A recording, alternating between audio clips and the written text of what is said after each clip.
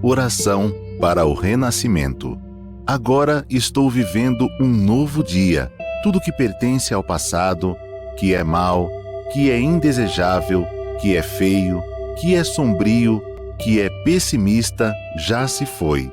Todo o passado já desapareceu e estou renascendo agora, recebendo de Deus os pensamentos bons, desejáveis, belos, alegres e positivos.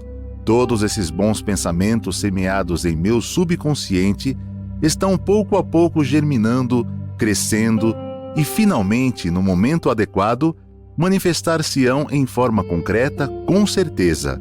No mundo da imagem verdadeira criado por Deus, não existe nada que não seja bom. E está determinado que somente o que há de bom no mundo da imagem verdadeira se manifestará neste mundo fenomênico, a não ser que nós, homens, impeçamos a sua manifestação com pensamentos negativos e errôneos. Eu renasci neste momento. Eliminei todos os pensamentos e sentimentos negativos e pessimistas que estavam obstruindo o canal por onde se manifestam todas as coisas boas do mundo da imagem verdadeira. Rompi todas as amarras que me prendiam. Na minha mente, já não existe nada que impeça a germinação e o crescimento das boas sementes que Deus colocou no meu interior. Eu renasci agora. Sou filho de Deus. Deus semeou no meu interior a possibilidade infinita que vai se manifestando cada dia mais abundantemente. Olá, muito obrigada. Sejam todos muito bem-vindos ao Domingo da Seitianoye. Sou preletora Maria Dalvaneide de Oliveira Araújo, sou da Regional Pernambuco Recife. E é com imenso prazer que estou hoje aqui para estudarmos um pouco mais sobre a Seitianoye. E hoje nós vamos estudar um capítulo deste livro, do Sagrado Mestre Seiichi Taniguchi, o livro Para Realizar o Amor e Oração. Nosso tema de hoje está no 18º capítulo desse livro, que é a maneira de ser de um casal e a dedicação filial. Então, eu conheço a Seitianoye desde 1984 e faço parte da Seitianoye atualmente como preletora. E quando eu conheci a Seitianoye, eu não estava casada e foi dentro da Seitianoye que eu casei e tive filhos. Então, hoje eu posso falar como praticante da Seitianoye, tanto pela maneira de ser de um casal, como a questão da dedicação filial, quando a gente coloca em prática os ensinamentos da Seitianoye. Aqui nesse livro, logo no início desse capítulo, o professor Seiichi Taniguchi, ele traz uma das 7 declarações iluminadoras da Seitianoye. Ele começa recitando, escrevendo, citando essa declaração, que diz assim: declaramos transcender todo o sectarismo religioso e, reverenciando a vida, viver em fiel obediência à lei da vida. Aí você pode dizer que tem a ver, né, o sectarismo religioso com a maneira de ser de um casal e a dedicação filial. Vamos ver um pouquinho. A gente vai estudar o capítulo todo e vai entender um pouco por que ele inicia exatamente com essa declaração iluminadora, né? Ele começa dizendo assim: certo dia, quando abri um livro, encontrei nele uma folha de papel com o seguinte texto do professor Masaharu Taniguchi. O texto, que estava escrito na folha de papel que ele encontrou no livro, dizia assim: não há palavra mais incompreendida que Seitianoye. Geralmente, as pessoas pensam que a Seitianoye é uma seita religiosa. Se religião implica sectarismo, então a Seitianoye não é uma religião. Isso é muito forte, né? Porque, assim, as pessoas pensam que é seita. Né? Só o próprio nome Seitianoye já dá para imaginar, isso é uma seita, né? E isso é uma religião. E aí, o mestre Masaharu Taniguchi, o fundador da Seitianoye, você que está chegando agora, né? Que está conhecendo a Seitianoye agora, a Seitianoye ela foi fundada na década de 30, em 1930, pelo Masaharu Taniguchi, no Japão. Né? E ele encontrou a Seicho Noe depois de muita meditação, depois de escrever muito, estudar muito sobre o que é Deus, né? De onde vem Deus, quem somos nós. Ele recebe uma revelação divina durante uma meditação, que aí ele consegue entender que tudo que nós vivemos ao nosso redor, né, tudo que nós palpamos, tudo que nós sentimos, isso é fenômeno. Porque o que faz parte dos 5 sentidos não existe de verdade, porque não foi criado por Deus. Só existe de verdade o que é criado por Deus. E quando a gente vai na Bíblia, tem lá a primeira parte do Gênesis, né, que diz onde Deus criou tudo, olhou e viu que tudo estava muito bom. E depois ele ainda criou o homem, sua imagem e semelhança. E na segunda parte, aonde tem a passagem de Adão e Eva. Né? Aonde, o que é que a gente consegue entender aí? Que nós, seres humanos, é que criamos o nosso ambiente a partir da nossa mente. Né? Deus nos deu o livre-arbítrio. Ele já nos deu tudo. E somos nós que, a partir da nossa atitude mental, construímos tudo que está ao nosso redor. Então, para a Seichonoye religião, a Seichonoye filosofia, a Seichonoye é uma seita. A Seichonoye não é uma seita porque uma seita ela está voltada apenas para um único livro, o que uma única pessoa diz, né? Um único mestre, não é o nosso caso. E quando se trata de religião, é isso que a Seichonoye fala. Todas as religiões, na sua essência, é uma só. Por isso que o mestre Masaharu Taniguchi, né, diz que se você diz, que ele diz, se religião implica em sectarismo, então a Seichonoye não é uma religião. Mas se você vê a religião não como sectarismo, e sim como uma religação a Deus, aí você pode ter a Seichonoye como uma religião. Seguindo mais um pouco, né, o que o professor Seiichi Taniguchi traz para a gente, ele diz assim, transcender todo o sectarismo religioso. Foi isso que está lá, né, nas 7 declarações iluminadoras. Transcender todo o sectarismo religioso. Ele diz, essa expressão, claramente, seu radical, né, o conceito religioso é uma ruptura do termo religião, que se denomina como dada a religião que traz a disputa sectária. Então, é isso que ele quer dizer. Transcender todo o sectarismo religioso quer dizer, você pode ter a Seichonoye como religião, desde que transcenda todo o sectarismo. Essa religião, a religião, ela não deve ser sectária, né? Ele diz, por essa razão que a doutrina da Seichonoye prega a identidade da essência de todas as religiões, não fazendo isso um alicerce nem um fundamento irresponsável. Basicamente, não há mentalidade mais distante de Deus do que a do espírito faccioso. É para a manifestação do egoísmo, é pura manifestação do egoísmo. No mundo de Deus não existe facção. Então, é não ter. A religião ela não pode ser facciosa. A minha religião é boa, a sua religião não é. Né? Porque no mundo de Deus não existe facção. Isso é um pensamento egoístico, achar que só a minha religião é que está correta. Então, na Seichonoye, nós acreditamos que, na essência, toda religião, né, ela é una. Ela é una, não existe esse sectarismo. E aí, seguindo mais um pouco, ele explica que esse sectarismo é o favoritismo, né? E esse favoritismo é que muitas vezes é a causa de muitas brigas e desarmonias, quando a gente acha que só os nossos é que estão corretos. Até dar um exemplo, se tem briga no seu prédio, né, quem mora em prédio, ou na vizinhança, quem mora em casa, se tem briga com as crianças, você acha até normal. Mas se uma dessas crianças for seu filho, você pode levantar e ir lá e tomar as dores do seu filho. Isso é favoritismo. Né? Então, muitas vezes, isso que nós aprendemos, né, lá no passado sobre religião, que a religião ela tem que ser sectária, que a minha é melhor do que a sua, muitas vezes a gente leva isso para a nossa vida no cotidiano e leva esse favoritismo. Né? Aquilo que diz a respeito a mim, está tudo ótimo, maravilhoso. Aquilo que não diz respeito a mim, eu não me importo. Né? E no mundo de Deus não existe essa facção. Todos nós somos um só. Né? ele fala, né, que tem um monge budista, né, chamado Bankei, me perdoe, que ele, para esse monge, né, ele prega o seguinte aos fiéis: toda ilusão vem do favoritismo. Quando eu estou tendo uma visão de favoritismo, só quero ver o meu lado, isso é ilusão. Eu acho que só eu estou certa. Eu acho que só o que eu vejo é que é uma verdade, né? Então ele diz, isso é ilusão. E seguindo adiante, veja como isso é forte. Ele diz que toda briga, sempre ocorre por causa do apego.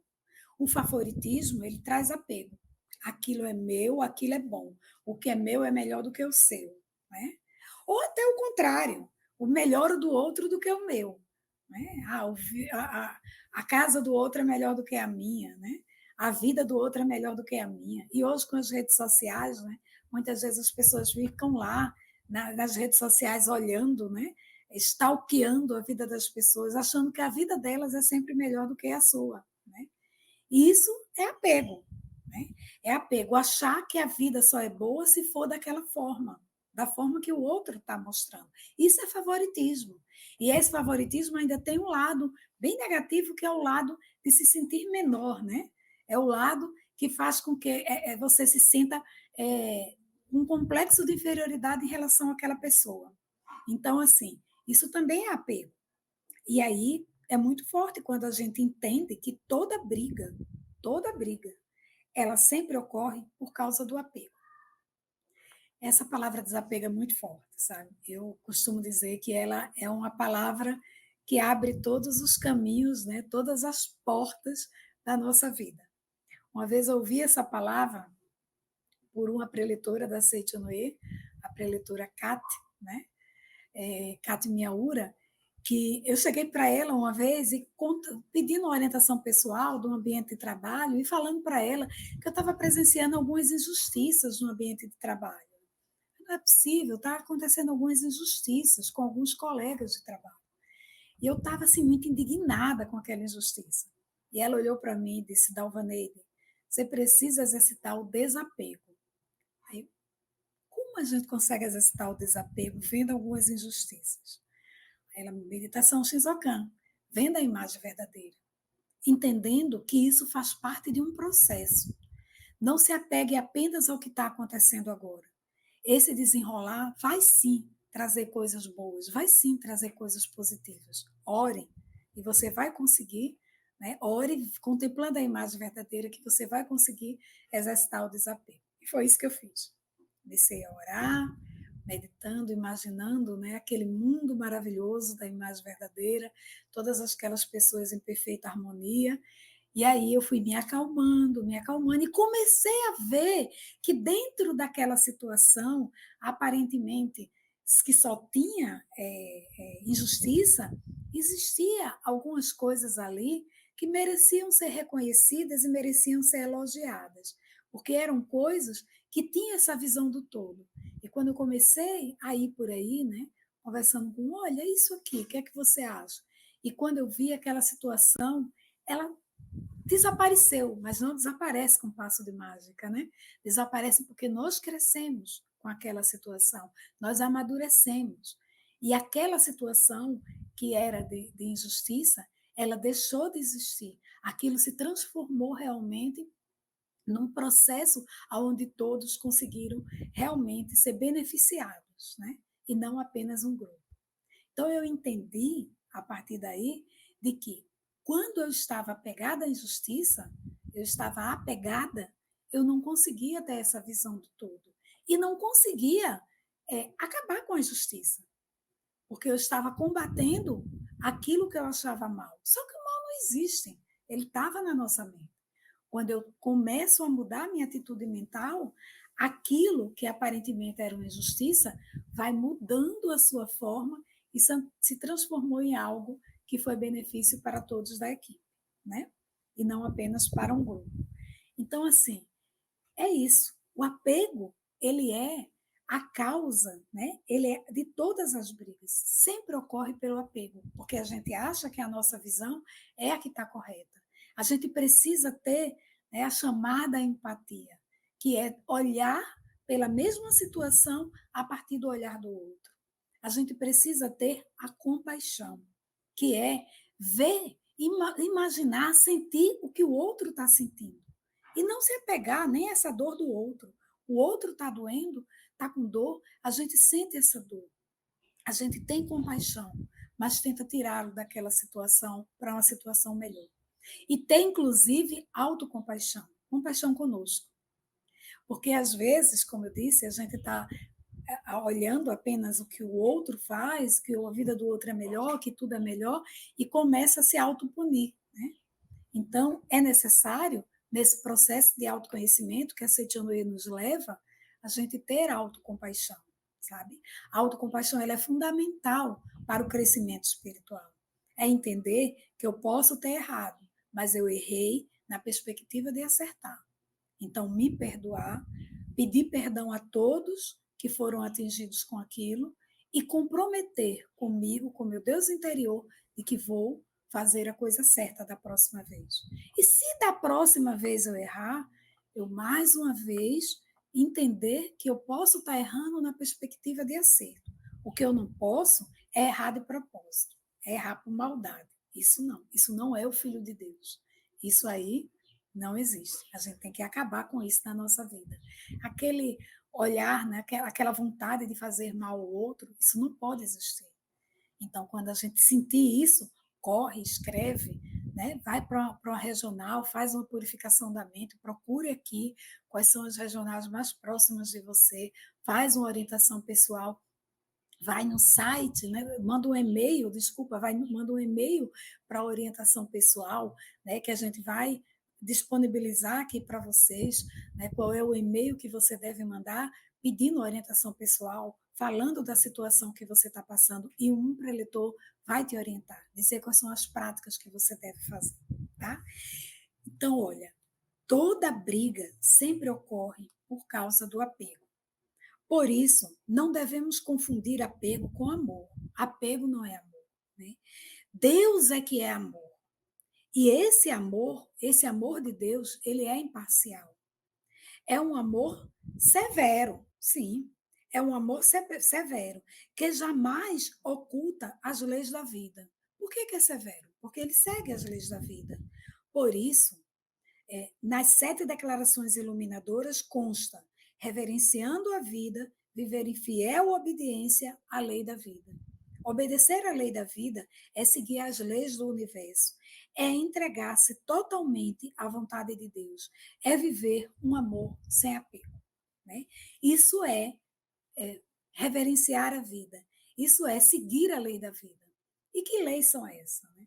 A gente conhece aí uma lei que é uma lei áurea, né? O dai e receberás, né? Ação e reação, que é uma lei física. Né? Então, assim, a gente seguir essa lei. Né? Essa é uma das leis que a gente deve seguir. Tudo que eu faço retorna para mim. Então, se eu estou fazendo algo que não seja bom, isso também vai retornar para mim. Preste atenção ao que você pensa, ao que você fala, ao que você expressa. É isso que nós estamos mandando para o universo, né? E eu sei que nem sempre é fácil a gente estar expressando só coisas boas, pensando só coisas boas, né? Eu sei que nem sempre é fácil, mas não é impossível. É um exercício, é um treino, da mesma forma como é ir para a academia. A gente vai para a academia, a primeira vez a gente sai toda dolorida, dizendo, não volto mais ali, né? Aí quando a gente volta e vai tentando, e vai colocando aquilo na nossa vida de uma forma que daqui a pouco fazer exercício passou a ser uma coisa natural na nossa vida. Né? É a mesma coisa quando a gente quer mudar o hábito na nossa vida. Então, mudar o hábito do pensamento, da fala, né? Peça ajuda às pessoas que estão ao seu lado. Quando eu estiver falando alguma coisa negativa, me diz aí. Né? E isso influencia no relacionamento conjugal. Né? Isso influencia na vida, no lar, porque o que a gente pensa é o que está, a vibração que está no lar. Né?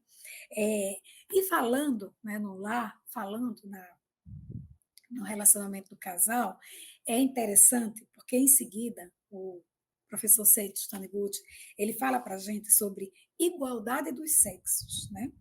Ele começa contando que uma vez ele viu uma senhora, né, cujo marido dela era um fervoroso adepto da Seichonoye, né?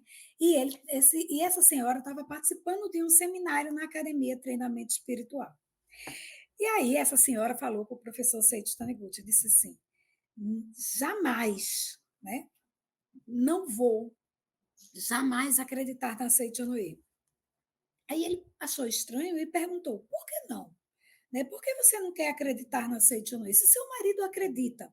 Aí ela disse, porque a Seichonoye só favorece o homem, ensinando apenas o que é conveniente para ele. Né? Aí ele disse, em que ponto? Achou estranho. Ela falou, meu marido me diz, a Seichonoye ensina que a esposa deve dizer sim ao marido, sempre. Por isso, você deve me obedecer em tudo, reverenciando-me. Aí, se a Seichonoye é um ensinamento que favorece só os homens, jamais acreditarei nela. Olha, a gente que conhece Seichonoye há algum tempo, né, sabe que a Seichonoye fala que a gente deve reverenciar o nosso marido, deve dizer sim ao marido. Mas é só o marido? Né? É só a mulher que deve dizer ao marido? O marido não deve reverenciar a mulher? Não deve dizer sim à mulher? E muitas vezes, né, o homem, ele ouve esse ensinamento e deturpa, assim como foi o marido dessa senhora. E disse, você vai ter que me reverenciar, sou eu quem mando. Né? Aí o professor Seiichi Taniguchi explica isso para a gente. Ele diz, na verdade, a Seichonoye não favorece apenas os homens. Ensina que o ambiente onde vivemos é projeção da nossa mente. Mas não diz isso para censurar. Quando a Seichonoye diz que o ambiente é a produção da nossa mente, não está querendo censurar a gente, né? Ele diz o verdadeiro ensinamento da Seichonoye orienta o marido a reverenciar a esposa e a esposa a reverenciar o marido. Não é, em absoluto, um ensinamento opressivo que exige que o outro, não se reverencie. Não. A esposa deve reverenciar o marido e o marido deve reverenciar a esposa. Né? Então, a gente não pode dizer, né? Às vezes ouve, né? A Seichonoye, aí diz assim, tem que reverenciar o marido, então a mulher tem que ser submissa, tudo que o marido disser tem que dizer sim, né? Então eu não quero que eu não concordo. Não é isso. O marido também tem que reverenciar a esposa.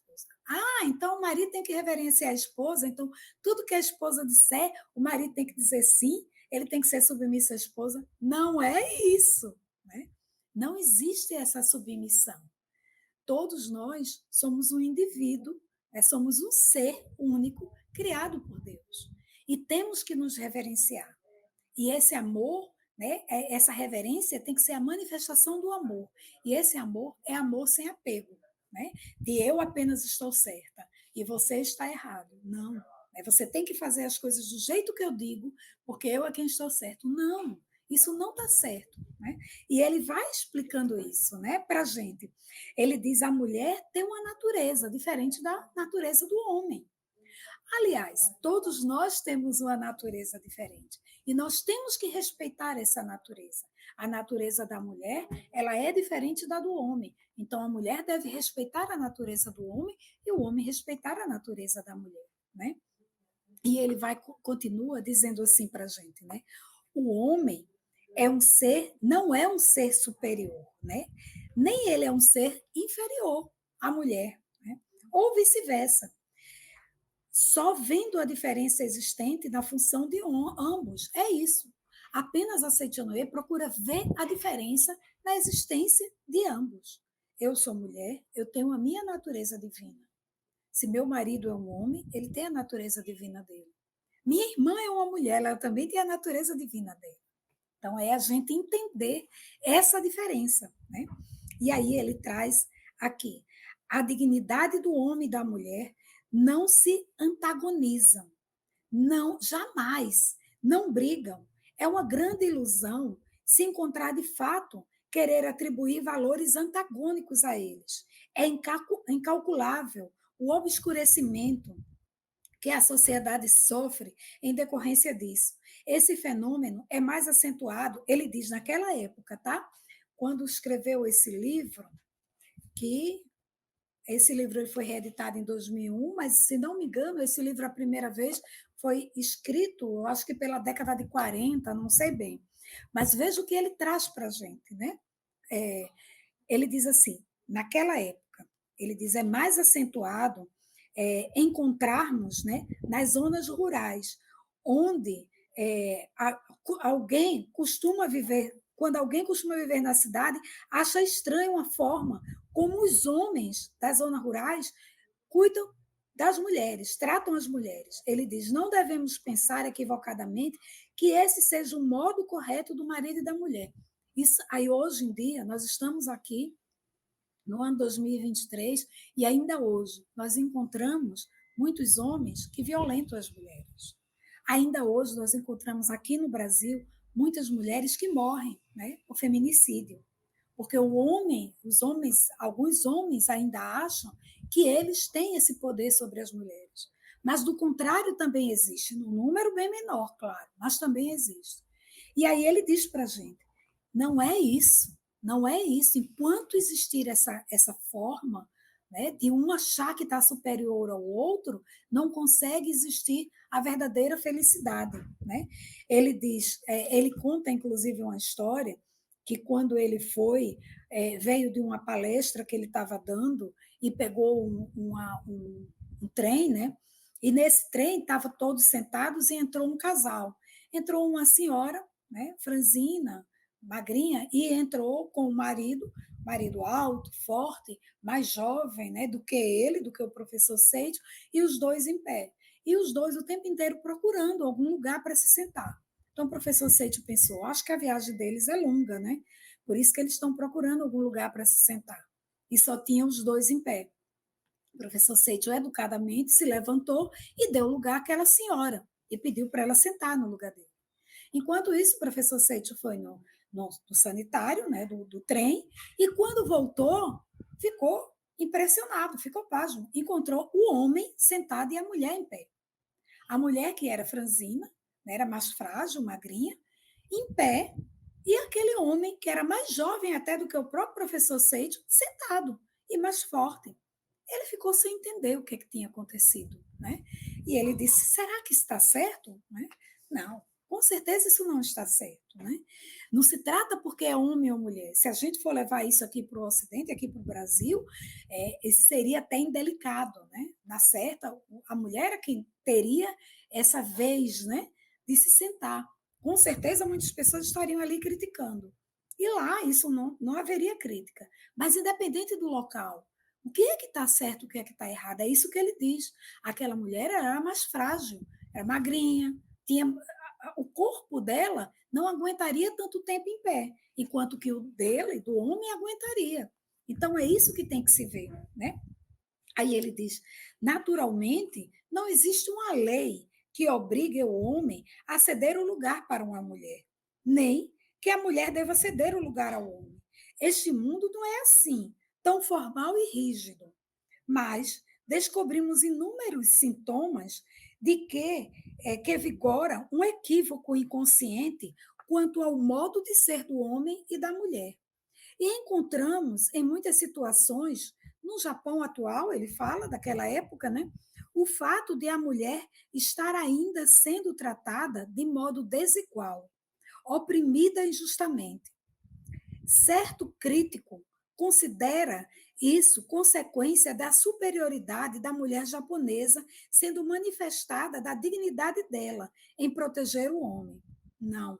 Mas se a mulher japonesa é superior e o homem japonês pode ser superior e é moralmente íntegro, dotado da dignidade do ser humano, não será justo que ele viva presunçosamente aceitando os bons tratos das mulheres. Então, o que ele está trazendo para a gente? Mesmo no Japão, que as pessoas achem naquela época que a mulher deveria estar tratando melhor o homem, ele diz, mesmo aí, o homem não deveria aceitar. Né? Esses bons tratos, vendo que está passando, causando maus tratos para as mulheres. Porque nós devemos amar o outro e querer o melhor para o outro. E assim deve ser a vida de um casal, né? Melhor para o outro. E não achar que é superior, que é inferior ao outro. Nós não somos inferiores e nem superiores. Né? Nós somos seres individuais e nós temos a nossa individualidade. E essa individualidade, ela se funde com o outro a partir do momento em que nós manifestamos o amor. Quando eu manifesto o amor, eu e o outro, eu consigo reconhecer que eu e o outro somos um só. Então, eu só vou querer o que é melhor para o outro, porque o outro e eu somos um só. No momento em que eu só quero algo para mim, isso não é amor, isso é apego, isso é favoritismo. Então, se isso é apego, se isso é favoritismo, eu não estou amando de verdade. Às vezes acontece, né, do casal, até de ambos trabalharem fora, né, ou apenas um trabalha fora, mas de ter algum estresse fora do ambiente, da residência, fora do lar, e quando chega, está muito estressado e joga em cima do outro a forma de falar de maneira grosseira. Né? Porque não conseguiu estourar lá fora com o chefe, sei lá com quem, aí chega em casa e faz isso com os filhos, né?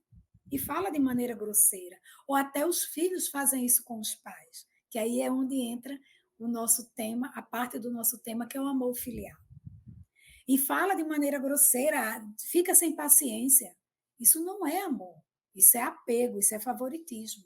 Eu quero que o ambiente esteja adequado para mim, para a minha necessidade. E não pode. E se eu amo de verdade, eu tenho que pensar que esse ambiente deve estar adequado a favorecer o outro, né?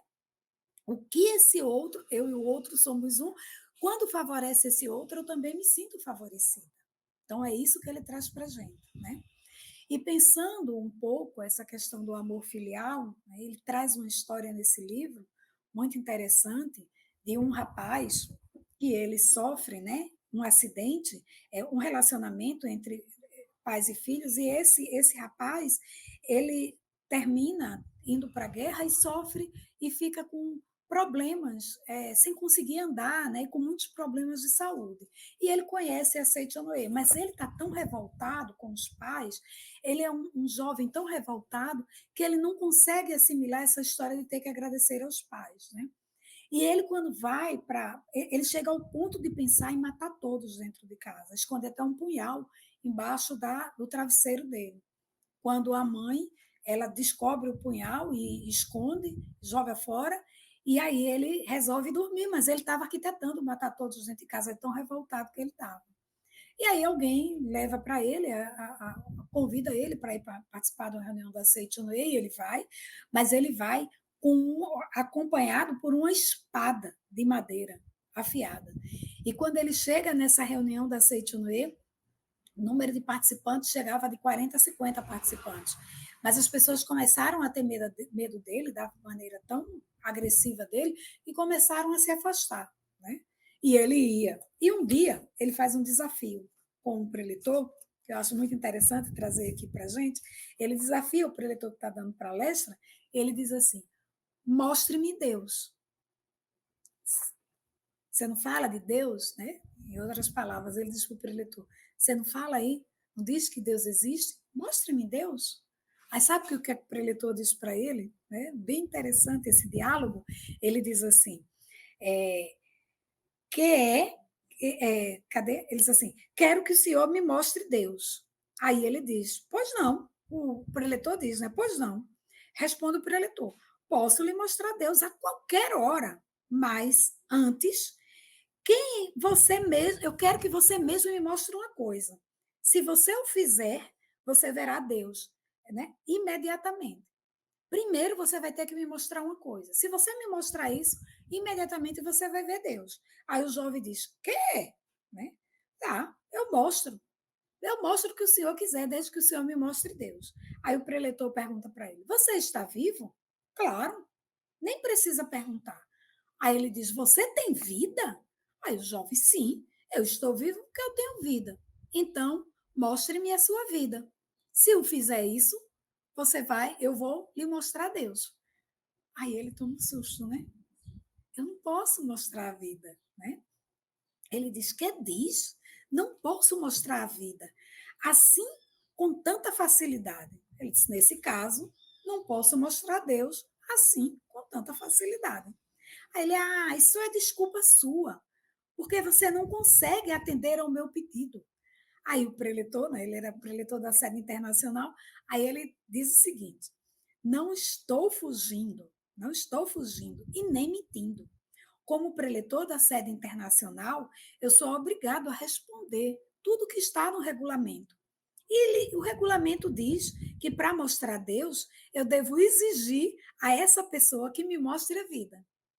Aí ele ficou sem entender, né? Mas é isso. Eu sei que eu estou viva. A vida está aqui. Mas eu não tenho como mostrar a vida. Assim é Deus. Eu sei que existe Deus, mas eu não tenho como mostrar Deus. Porque Deus está em todo canto, está em toda forma. Inclusive nos nossos pais e nos nossos filhos. Na nossa esposa, no nosso marido, né? No nosso cônjuge. Deus está em todos os lugares. Deus está em todas as formas. E aí, seguindo esse jovem, ele começou a melhorar, né, dentro da Seichonoye, começou a entender, a despertar, mas tinha uma coisa que ele não conseguia fazer, era pedir perdão ao pai e à mãe. Ele não conseguia. Aí ele, até que um preletor teve lá, né, dando palestra dessa associação local que ele participava, e se você ainda não participa de uma associação local, procure aí, né, uma associação local próximo de você, vá lá no nosso site, sni.org.br, veja os locais que tem reuniões, participe das reuniões, né, que acontece esse domingo da Seichonoye que você está assistindo virtual, você também pode assistir presencial na sua regional. Também aproveita, clica aqui e se inscreve no canal aqui do YouTube, se você ainda não tiver inscrito, clica no sininho para poder você ficar recebendo, né, notificações das novas das novas palestras que forem colocando aqui, tá? E dá um like aqui caso você goste dessas atividades. Então, voltando à história desse jovem, ele não conseguia perdoar os pais. Aí até que mas ele não deixava de participar das reuniões, né, da Seichonoye. E ia lá e continuava participando. Até que um preletor chegou para ele, né, ele foi pedir orientação ao preletor e disse, né, que não conseguia perdoar os pais. Não, não é que ele não conseguisse perdoar, ele não conseguia dizer aos pais, pedir perdão aos pais. Ele não conseguia dizer que ama. Ele disse, não consigo ainda pedir perdão dos meus pais, né? Mentalmente eu até que reverencio, mas não consigo me expressar verbalmente. Aí o preletor, que se chamava Arai, respondeu para ele, se não consegue exteriorizar, é porque a sua gratidão ainda não é verdadeira. Não consegue pedir perdão ao seu pai e você se considera um homem dessa forma, né? Dessa maneira? Como você pode se considerar um homem se você não consegue pedir perdão ao seu pai, né? E reverenciar o seu pai? E aí ele foi para casa decidido que ia conseguir, né? Que ia fazer, ia pedir perdão, ia reverenciar ao pai. Aí ele foi para casa. Chegou em casa, foi o tempo inteiro, né? Ensaiando, ensaiando, ensaiando. Quando chegasse em casa, ele ia ver que o pai estava deitado, e aí ele ia lá falar com o pai, e ia pedir perdão, ia dizer, reverenciar o pai. E ensaiando isso o tempo inteiro. Antes de bater na porta, de entrar, abrir a porta da casa, ensaiou mais uma vez. E quando ele entrou em casa, foi que ele viu o pai na sala esperando por ele.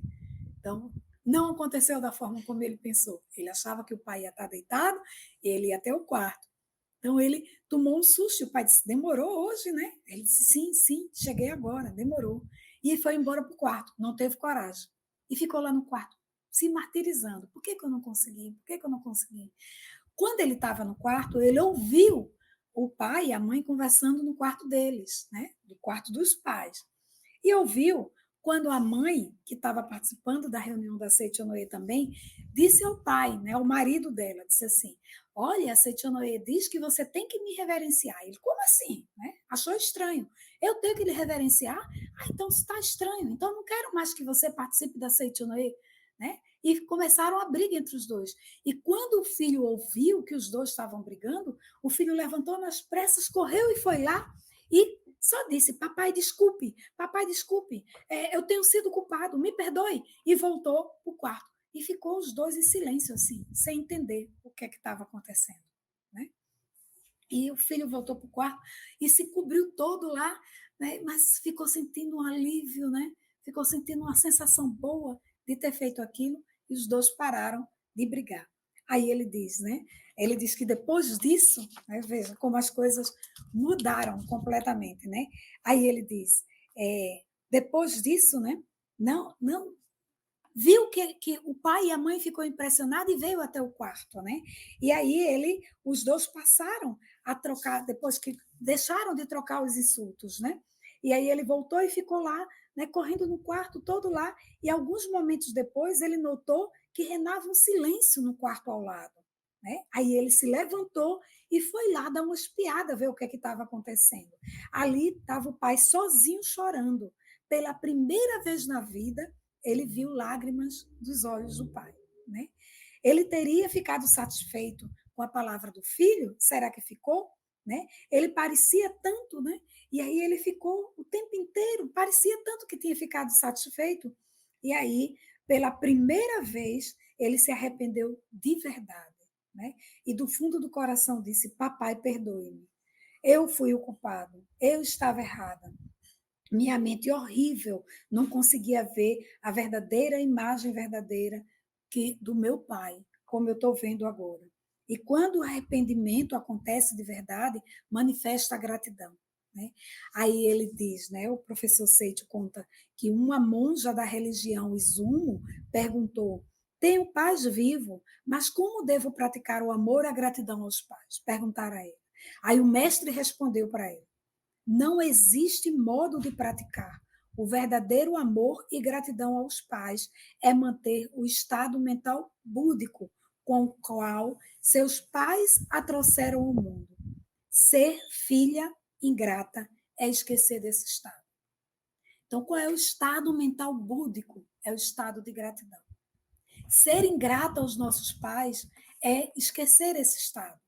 Então, o que a gente precisa é ser grato. Ser grato aos nossos pais, ser grato ao nosso cônjuge.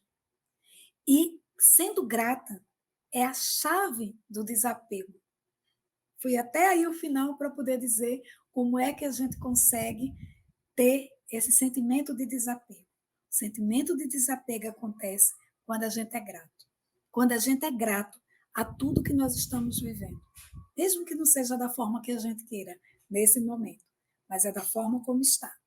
Então, é ser grato. E ser grato na nossa vida, né? Porque essa nossa vida é uma vida divina. Foi Deus que nos deu a nossa vida. Né? Então, gratidão. Gratidão aos nossos pais, gratidão a tudo e a todos ao nosso redor. E para que a gente possa despertar esse sentimento de gratidão, né, de maneira plena, eu quero convidar vocês para a gente fazer uma prática agora, tá? Você que já é da Seichonoye, você já sabe a posição de oração, eu vou pedir daqui a pouco para você assumir essa posição. E se você não é da Seichonoye ainda, está chegando agora, está conhecendo agora, procura sentar na ponta da cadeira, né, porque quando a gente senta na ponta da cadeira, a nossa coluna fica reta. E quando a coluna fica reta, a gente consegue respirar melhor e oxigenar o nosso cérebro. Isso traz um estado mental de serenidade para a gente. Então, procura ficar na ponta da cadeira com a coluna reta, as mãos justapostas, o polegar na altura do nariz, os olhos fechados, e vai acompanhar essa meditação que eu vou fazer aqui para todos nós, que é desse livro, Minhas Orações. Eu vou estar repetindo essas palavras várias vezes. Eu não vou poder ficar em posição de oração, porque eu vou estar lendo aqui para vocês. Mas vocês ficam na posição de oração e acompanham mentalmente, tá? Cada palavra que eu vou estar trazendo aqui para vocês, tá bom? Então vamos lá. Vamos colocar em prática? Posição de oração, respira profundamente, né? Profundo e lentamente. Imagina aí, a oração é a contemplação da aura suave como a lua cheia. Respirando, mentalizando essa aura suave como a lua cheia ao redor de nós. Ó Deus, fazei fluir para meu interior o vosso infinito amor, e fazei resplandecer em mim vossa divina luz de amor. Perdoai os pecados de todas as pessoas com vosso amor. Ó Deus, fazei fluir para meu interior o vosso infinito amor e fazei resplandecer em mim a vossa divina luz de amor. Perdoai o pecado de todas as pessoas com vosso amor. Ó Deus, fazei fluir para o meu interior o vosso infinito amor e fazei resplandecer em mim vossa divina luz de amor. Perdoai os pecados de todas as pessoas com vosso amor. Ó Deus, fazei fluir para meu interior o vosso infinito amor e fazei resplandecer em mim vossa divina luz de amor. Perdoai os pecados de todas as pessoas com vosso amor. Vamos repetir essas palavras algumas vezes, mentalmente. Ó Deus, fazei fluir para meu interior o vosso infinito amor e fazei resplandecer em mim vossa divina luz de amor. Perdoai o pecado de todas as pessoas com vosso amor.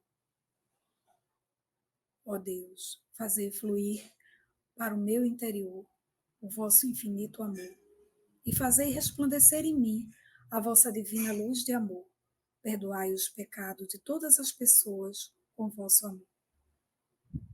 Em seguida, inspirando lentamente o ar e imaginando o amor de Deus fluindo para dentro de você, mentalize: o infinito amor de Deus flui para o meu interior e em mim resplandece a luz espiritual de amor. O infinito amor de Deus flui para meu interior e em mim resplandece a luz espiritual de amor. Imaginando que está envolto por uma áurea luminosa e esférica, semelhante à lua cheia, de diâmetro maior que a sua estatura. Mentalize. Uma aura suave como a lua cheia envolve o meu ser. Uma aura suave como a lua cheia envolve o meu ser. Respirando e mentalizando, uma aura suave como a lua cheia envolve o meu ser. Comprimindo o ar para o baixo ventre, mentalize: minha aura é suave, calorosa, pura e afável. Solta lentamente o ar e mentaliza: transmito paz e alegria a todas as pessoas. Perdoo os pecados de todas as pessoas e amo todas elas. Respirando mentalmente, mentaliza: o infinito amor de Deus flui para o meu interior e em mim resplandece a luz espiritual de amor. Imaginando que está envolto pela áurea luminosa esférica semelhante à lua cheia, num diâmetro maior que a sua estatura, mentalize: uma aura suave como a lua cheia envolve todo o meu ser. Comprimindo o ar para o baixo ventre, mentalize: minha aura é suave, calorosa, pura e afável. Soltando o ar, transmito paz e alegria a todas as pessoas. Perdoo os pecados de todas as pessoas e amo todas elas. Minha aura é suave, calorosa e afável. Transmito paz e alegria a todas as pessoas. Perdoo o pecado de todas as pessoas e amo todas elas. Muito obrigada, muito obrigada, muito obrigada, muito obrigada. A harmoniosa vida de Deus ilumina o universo e no mundo reina a paz. A harmoniosa vida de Deus ilumina o universo e no mundo reina a paz. Muito obrigado. Fim da mentalização, da meditação. E agradeço a todos, a todas, por ter compartilhado esses momentos aqui juntos, estudando. E fica a dica, né, de ler esse livro para realizar o amor e oração, e adquira também esse livro Minhas Orações e realize mais vezes, durante vários momentos do dia, essa mentalização né? Essa meditação, mentalizando que nosso corpo existe uma áurea suave como a lua cheia, envolvendo todo o nosso ser.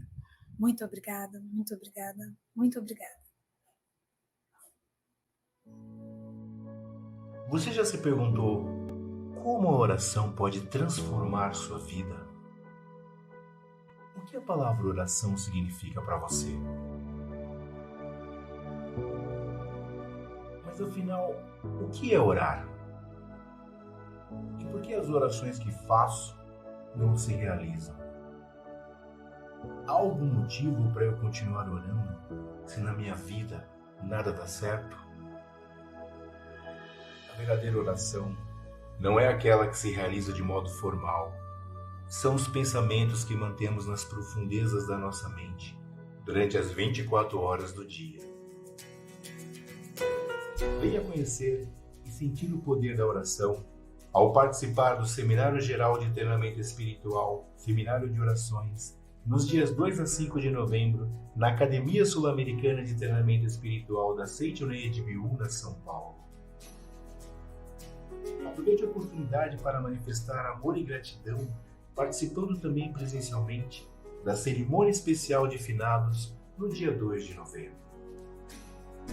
Para maiores informações e reservas, entre em contato pelo e-mail seminarios@sni.org.br, pelo site sni.org.br/seminários ou pelo WhatsApp DDD 11, telefone 5014-2217. Muito obrigado.